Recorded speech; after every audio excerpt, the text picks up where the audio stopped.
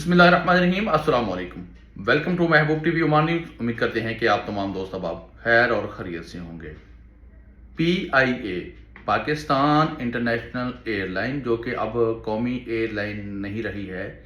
اس نے اپنی تمام پروازیں اسلام آباد، ملتان، لاہور سے دوبارہ پھر سے بحال کرنے کا اعلان کر دیا ہے عمان کے انٹرنیشنل ایئرپورٹ مسقط کے لیے۔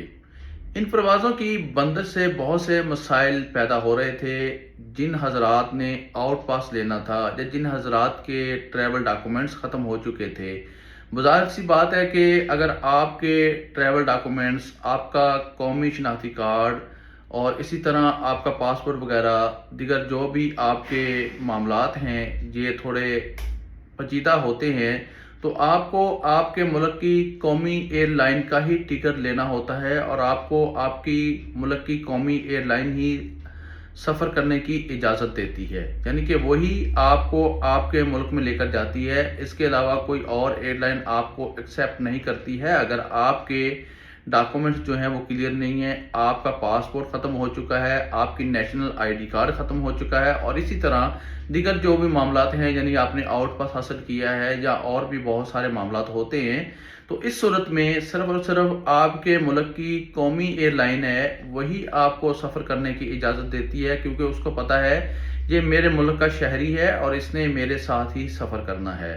تو یہ اب گڈ نیوز آ گئی ہے، خوشخبری آ گئی ہے۔ 13 مئی 2026 کو پاکستان انٹرنیشنل ایئر لائن جو ہے یہ اپنی سروسز دوبارہ پھر سے بحال کرنے کا اعلان کر چکی ہے۔ 13 مئی 2026 کو مسقط انٹرنیشنل ایئرپورٹ کے لیے ملتان سے،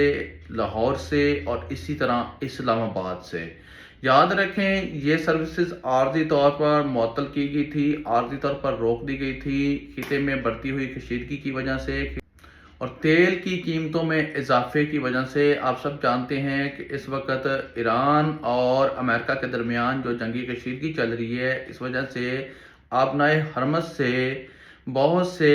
تیل بردار جہاز جو ہیں وہ نہیں گزر رہے ہیں، ان کو روک کے رکھا گیا ہے اور ان کو روکنے کی وجہ سے ہمارے ممالک میں توانائی کا بحران پیدا ہو رہا ہے، اور جب توانائی کا بحران پیدا ہوگا تو ظاہری سی بات ہے کہ توانائی کے شعبے میں پھر مہنگائی جو ہے وہ اپنے عروج پر پہنچے گی، اور یہی حالات ہمارے پاکستان کے ہوئے اور ہمارے پاکستان میں توانائی کا بحران سامنے آیا، اور توانائی کے بحران کے بعد توانائی کے شعبے میں مہنگائی نے اپنا سر اٹھا لیا، اور اسی کی وجہ سے پاکستان انٹرنیشنل ایئر لائن نے اپنی پروازیں خلیج کے دیگر ممالک کے لیے اور عمان کے لیے